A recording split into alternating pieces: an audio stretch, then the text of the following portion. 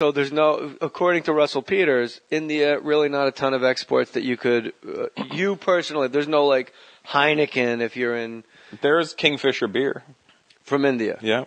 Have you been asked to endorse stuff in India? I've never been asked to endorse anything.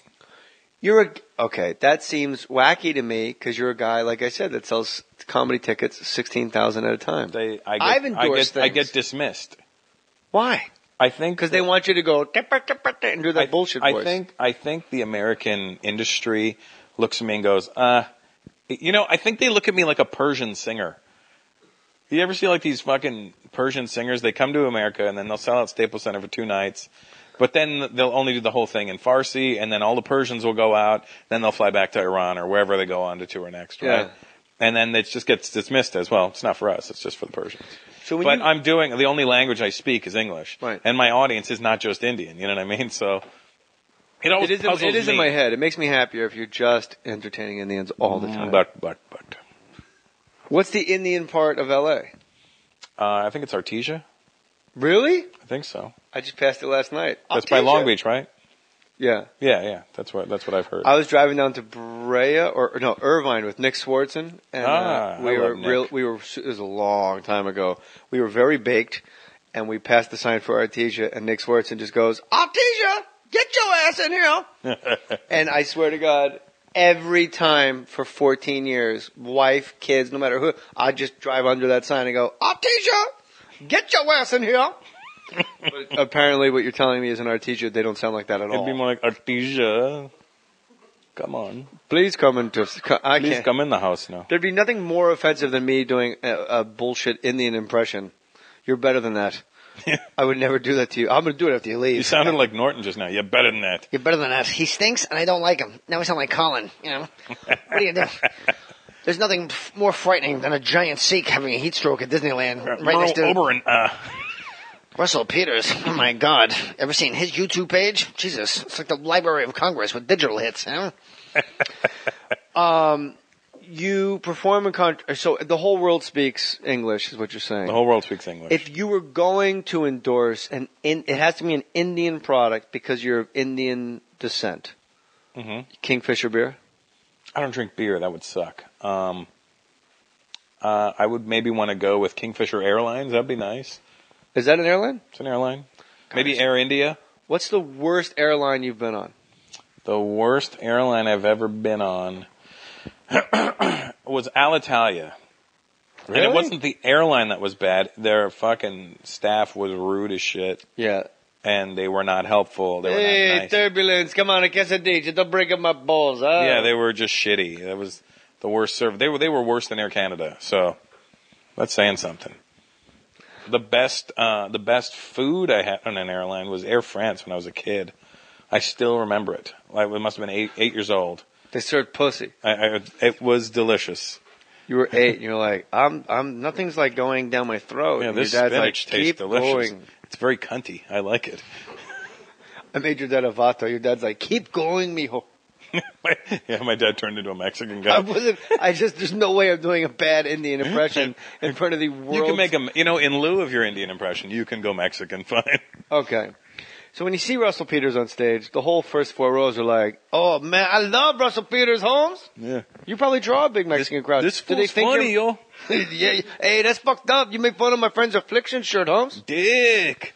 Dick. Do people think you're Mexican? No. Sometimes they think I get it with Puerto Rican when I'm on the East Coast. Yeah. But there's so many Indians in New York now. You're a handsome guy, and you have almost like a Boston accent sometimes. That's because I grew up in Toronto, wanting to be New York so bad. And you were just had such a terrible ear that your brain... I just didn't want to sound Canadian. But I have found... But listen to what you just said. You sound like you're from Boston. That's because I grew up in Toronto, and I desperately just wanted to go to New York. Well, that's why we get it all mixed up there, see? Really? Yeah. We're not sure what's what. You can't leave here without your impression of your dad. I could do one. Or 5. I mean, if you just want to do 6 minutes, just freestyle. 6 minutes of my dad? 6 minutes of stuff. There's my dad had a problem describing sounds. Like he had an immigrant ear. Like if something, like in the middle of the night, it's like like something fell down. Like if you heard a pot fall down in the kitchen or something, I'd be like, oh my God, what was that? Did you hear that bang? I'm like, did you hear that crash? And the man, I'm like, did you hear that? Fadaka! He would like try and copy the sound, but his accent would fuck it all up. Did you hear that? There's a fataka in the kitchen just now. I go, what the fuck is that? But if you look What's the road like? It's a bumpy road. It's bloody underneath the car. But if you, and bloody, there's the Anglo-Indian again. Using bloody and words like bullocks. Bollocks and... If you, you know what that means, friends. Technology has simplified the way we handle everyday tasks, like banking. You do it online or at the ATM. No need for a teller, Russell Peters. No need whatsoever. Same goes for sending out your letters and packages. Do everything from your desk with Stamps.com. No need to waste your time at the post office anymore. Stamps.com is easy to use and all capitals. It's printed here. Convenient. Buy and print official U.S. postage using your own computer and printer. Get exact postage for any letter or package whenever you need it, 24/7. Let's say Russell Peters is in Oman, and he uses Stamps.com. You don't have to go to the Oman post office and go anymore. No, not with Stamps.com. But now I need a printer on tour with me. That's all right. You probably got one on your phone, your special Indian phone with your IT friends. Then all you got to do is print it up yourself and just hand it over to your mailman or your mail woman or your male transgender individual. You're half male. You're half male, man. When I say, very well played, sir. When I say you'll never have to go to the post office again, I really mean it. You will never have to go to the post office again. I use Stamps.com. I send important documents. I mail merchandise. I just today mailed out a bunch of fake mustaches to some loyal listeners that won a couple contests. Special offer. Check this out right now. Use my last name, Mohr, M-O-H-R, for this special offer. No risk. Jew Mohr. Jew, Jewmohr. No risk trial plus $110 bonus offer. That includes a digital scale and up to $55 free postage. You could weigh your balls on that scale. I have weighed my balls before. How much do they weigh? They were like just under a pound, I think. But they might have been full at the time. You know. I was going to say they were empty. Well, no, they weren't. Even when they're tight, they say, well, no, they're... But how do you just measure balls? Isn't your dick on top of it? And you have to hover in a way... You got to teabag the fucking scale. Maybe that's my problem. I'm not very good at teabagging. But when I do it, it was actually chai. So... A chai teabag. That's class. That's really what an Anglo-Indian comedian from Toronto can bring you. You meet him backstage, ladies.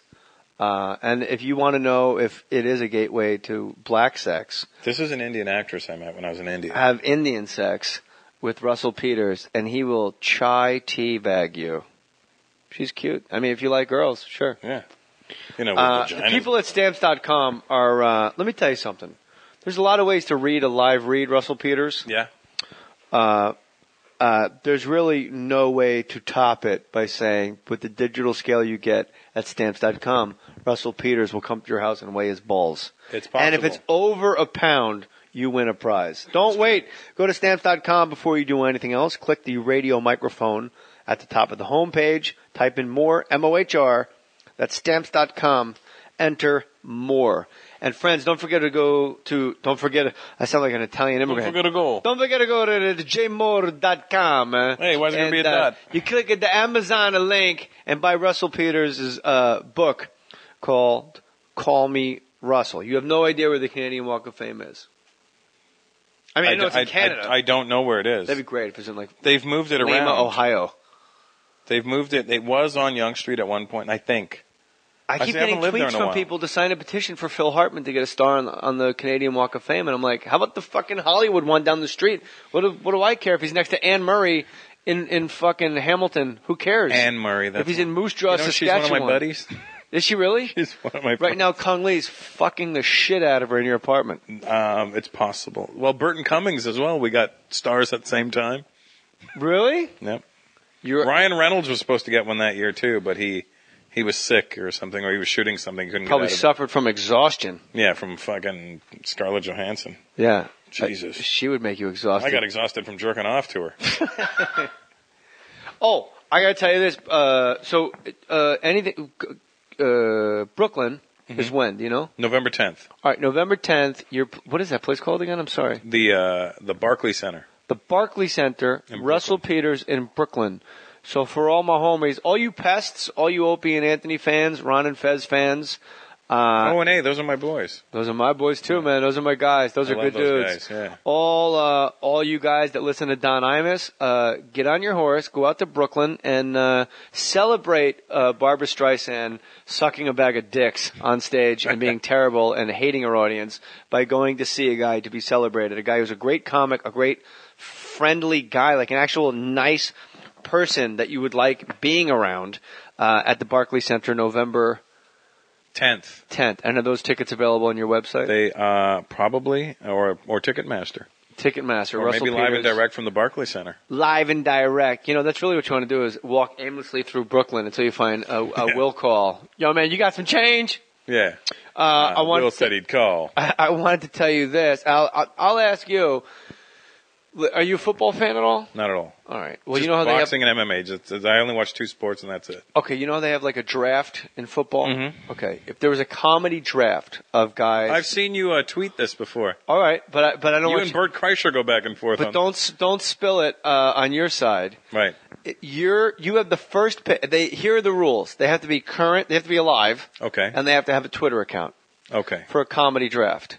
Who's your number one pick? You pick first. Like the Colts took Andrew Luck this year.